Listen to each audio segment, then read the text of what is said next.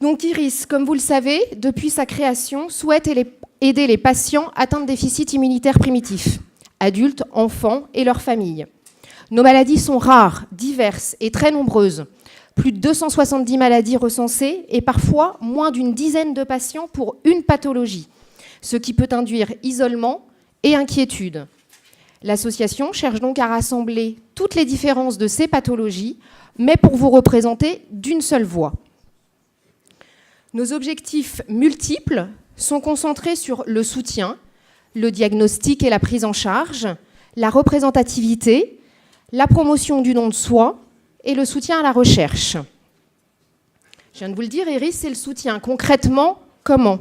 Par des permanences à l'hôpital Necker ou des permanences téléphoniques, mais aussi la mise à disposition de 2 appartements pour les familles en greffe, lorsque les enfants sont hospitalisés sur Paris, ainsi qu'une aide financière directe ou l'organisation de réunions ou de journées comme celle-ci. Nous favorisons aussi le diagnostic et nous améliorons la prise en charge. Comment ? Par nos publications. Un fil d'Iris qui retrace la vie de l'association et ses travaux, un univers DIP à visée plus médicale ou des livrets de témoignages. Nous avons aussi mis des outils, n'hésitez pas à vous les approprier, facilitant votre prise en charge des DIP. Ainsi, venez découvrir nos derniers outils, la brochure Scolarité et DIP, qui est un guide pratique d'information pour prévenir notamment le décrochage scolaire, en regroupant l'ensemble des dispositifs d'aide existants, mais malheureusement trop peu connus. Retrouvez les applications sur smartphone, afin d'aider les patients dans le suivi de leur traitement par immunoglobuline, ou notre programme ETP, d'IPEDUC, pour permettre une meilleure autonomie, faciliter l'adhésion au traitement et améliorer la qualité de vie. La qualité de vie, c'est aussi par la recherche. La recherche comme objectif, diagnostiquer plus vite et donc améliorer cette qualité de vie. Comment ? Notamment par notre enquête IG, déjà la 4e initiée par l'association Iris.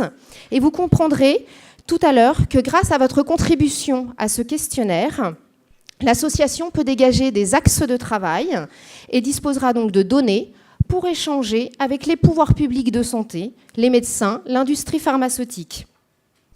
Nous aidons la recherche aussi en soutenant nos médecins pour développer, accélérer éventuellement la mise en place du dépistage néonatal sur le plan national ou financer, cofinancer des appels à projets.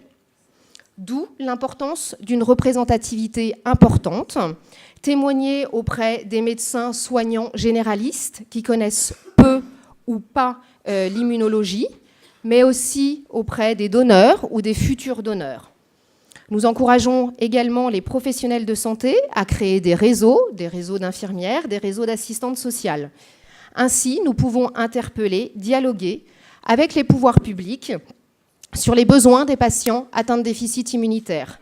Par exemple, sur la préservation de l'accès au traitement, sa diversité, sa sécurité, sa continuité, ou sur le portage des médicaments à domicile, avec une hétérogénéité très importante actuellement sur le territoire, sur le don du sang, ou être vigilant sur le projet de loi de financement de la sécurité sociale et ses répercussions. Voici un petit aperçu des travaux d'Iris.